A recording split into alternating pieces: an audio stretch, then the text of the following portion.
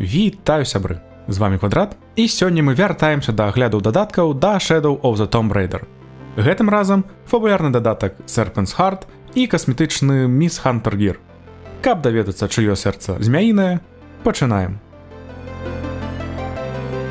Папулярная частка закранае сям'ю Хакана, вязня, якога мы ратавалі падчас асноўнай гульні.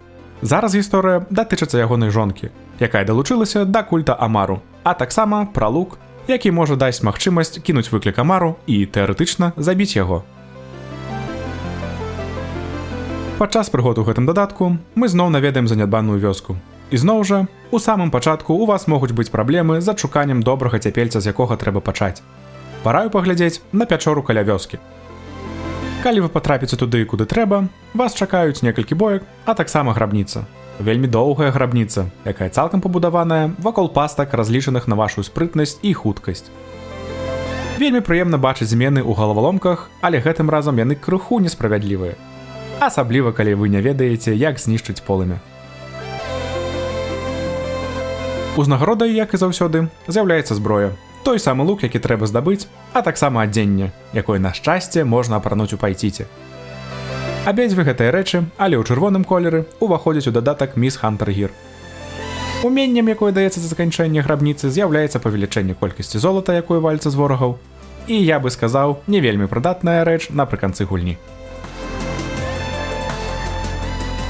У выніку мы маем дастаткова незвычайны дадатак, а калі дакладней, грабніцу, якая дазваляе сказаць, што дадатак атрымаўся выбітным. Не кажу, што яго трэба набываць па-за сезон-пасам, але ён набліжэйшы за ўсе астатнія дадаткі да гэтага тытулу. Неўзабаве мы вернемся да аглядаў, а таксама да летсплеяў. Таму зараз я з вамі развітваюся, нагадваю, што лайкі і каментары па-ранейшаму вельмі ушанаваныя. Да пабачэння ў наступных відэа на маім канале і каб не рабіць асобнае відэа, бо іх усё адно мала хто глядзіць, адразу паглядзім на чарговы дадатак The Grand Cayman, разам з якім, як заўсёды, выйшаў і касметычны дадатак Force of Chaos. Гэтым разам мы маем зусім прасценькую гісторыю, якая пачынаецца ў Сан-Хуане. Другая місія не спайціце.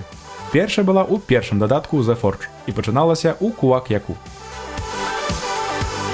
Сама гісторыя цалкам абапіраецца на адзіную грабніцу амаль без дастатковага сэнсу. Згублены артефакт, раззлаваны бог і пастка ад Трыніці. Усё як мы любім. Стылістычна дадатак паўтарае дадатак The Forge з усёй лавай і полымем. Ужо які раз узнагарода гэта зброя і адзенне. Сучаснае мілітарыстычнае адзенне ў колеры хакі і помпавая стрэльба. Тое самае, але ў камуфляжным варыянце можна атрымаць праз дадатак Force of Chaos. Уменнем з дадатка з'яўляецца новая мацнейшая амуніцыя да стрэльбы. Засталося закрануць мапы з рэжыму выпрабавання. Кожны дадатак дадае адну новую мапу і адну мапу з асноўнай гульні. І вось на бягучым апошнім дадатку усе месцы пад мапы з асноўнай гульні ўжо занятыя. Таму наступны раз паглядзім, што будзе з новымі мапамі. Гэты дадатак атрымаўся, па меншай меры суб'ектыўна, карацейшым за ўсе папярэднія і крыху нудным. Бо з удзелам Абігейл я бы паглядзеў на працяг яе гісторыі з дадатка The Forge, пра які я кажу ўжо не першы раз у гэтым відэа. Таму толькі як частка сезон-паса. А зараз сапраўднае развітанне. Запрашаю да суполак у Кантакце, Дыскордзе, Твітары і Тэлеграме. Усе спасылкі ў апісанні. А каментары і лайкі па-ранейшаму прыемна бачыць. Да сустрэчы ў наступных відэа. Бывайце!